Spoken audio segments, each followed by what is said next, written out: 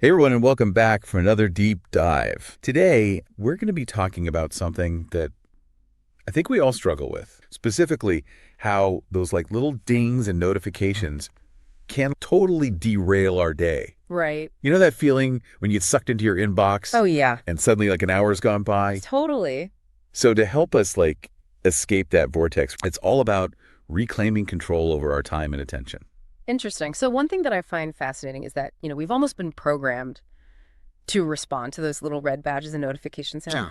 they trigger a dopamine hit, like a feeling of reward. Right. And that makes us want to check again and again, even when we know we should be focusing on something else. It's like we've accidentally trained ourselves to be addicted to email. Yeah. The source material calls this the email vortex, which I think is such a perfect way to describe it. It really is a great way to put it. The vortex is that state where you're constantly checking, responding to things that could totally wait. Yeah. And you ultimately lose sight of your actual priorities. Right. And it's so easy to get pulled back in, Yeah.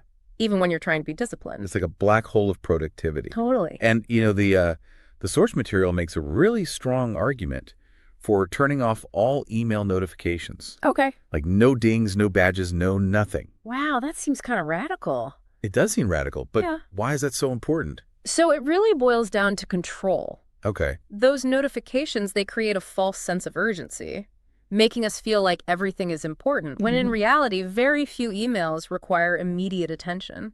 By turning off those notifications, you get to consciously choose when you engage with email, All right. instead of letting it control you. So it's about reclaiming our power over our attention. Exactly. Deciding when we enter that email vortex. Yeah. Rather than letting those little dings dictate our every move. I like that. And the thing is, checking hourly is perfectly sufficient for most situations. It's true.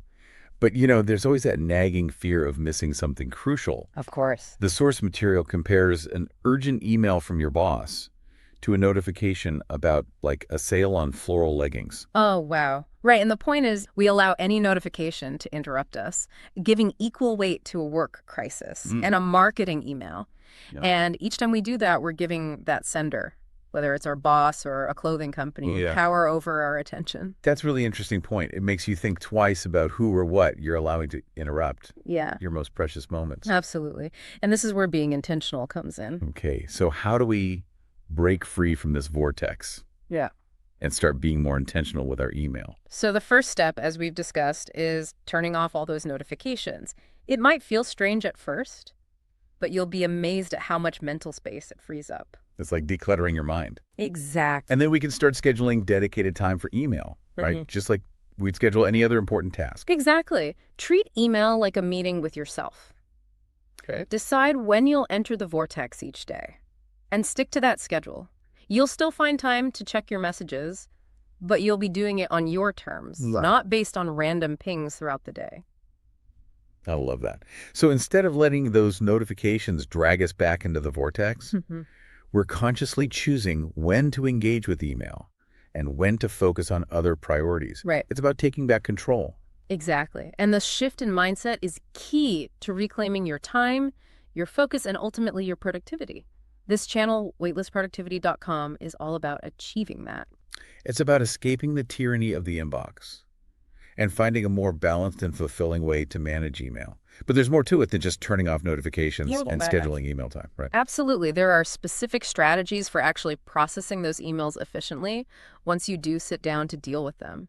It's about shifting our mindset from reactive to proactive, choosing when and how we engage with email, rather than letting it control us. That makes a lot of sense. It's about taking back control and being intentional with our time and energy. Right. But what about those situations where you do need to respond quickly, like a message from your boss or a client? That's where having a clear system in place is key. The source material recommends checking your inbox hourly for those urgent messages. Okay. But outside of those designated times, resist the urge to constantly check. It's about finding that balance. Yeah, actually. Being responsive when necessary, but not letting those notifications dictate our every move. So we've covered a lot of ground here. It feels like we're building a comprehensive toolkit for email mastery. We are. But beyond these practical tips, the source material also delves into the psychology of email and how we can shift our mindset to create a healthier relationship with our inboxes. Absolutely. It's not just about the tools and techniques. It's also about understanding the mental habits and patterns that keep us tethered to our inboxes. So what are some of the key insights from the source material on the psychology of email and how we can break free from those unhealthy patterns? One of the most important takeaways is recognizing that email is often a source of stress and anxiety because we allow it to be. We give it too much power over our time, our attention, Yeah. and our emotions. Yeah. The source material encourages us to reframe our thinking and see email as just a tool, a means of communication, not a dictator of our day. That's so powerful. It's about taking back control and not letting those little messages rule our lives. Right. It's about becoming more mindful of our relationship with email. Yes. And recognizing those thought patterns that keep us trapped in the vortex. Exactly. Instead of thinking, I have to respond to this right now, try thinking, this can wait until my designated email time. It's about retraining our brains to see email differently, Right. not as a source of stress, but as a tool that we can use effectively and on our own terms. Precisely. Every step we take towards reclaiming control over our inboxes is a step towards a more balanced, productive, and fulfilling life. Before we wrap up, I'd love to hear your thoughts on what stands out to you as the most important takeaway from all of this. What's the one thing you want our listeners to remember? For me, it's about recognizing that we have the power to choose how we engage with email, to set boundaries, and to create a system that supports our goals and values. I love that. It's about reclaiming our power and not letting email dictate our lives. Exactly. And it's about remembering that email is just a tool. And like any tool, it can be used for good or for ill. It's up to us to decide how we want to use it. Well said. We're talking about more than just turning off notifications here. It's about being selective about who has access to our attention. Exactly. It's like having a bouncer at the door of your mind. Oh, I like that. Deciding who gets in and who gets turned away. I think that's a fantastic note to end on. We've covered so much ground in this deep dive, from understanding the psychology of the email vortex to practical strategies for turning off notifications, scheduling email time, and becoming better bouncers at the door of our minds. It's been a truly insightful exploration, and I hope our listeners feel empowered to take control of their inboxes and create a more balanced relationship with email. We certainly hope so. Your time and attention are precious resources. Be mindful of how you're spending them, and don't let those little dings and notifications dictate your day. You have the power to choose what matters most, and to create a digital life that supports your well-being and productivity. And as always, we'd love to hear from you.